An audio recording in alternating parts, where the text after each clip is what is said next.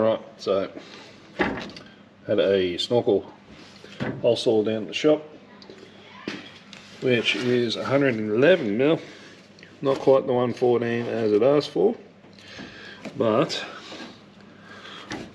we'll just die grind out the rest.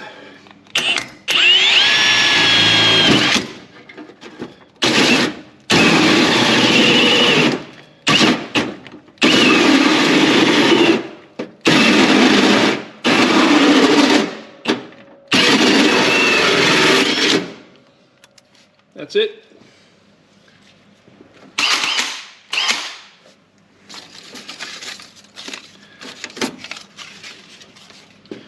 Nice little hole. We'll see if that reservoir will fit.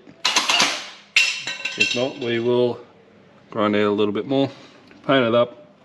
Good thing about doing your car in a cheap black paint, you spray straight over the top of it.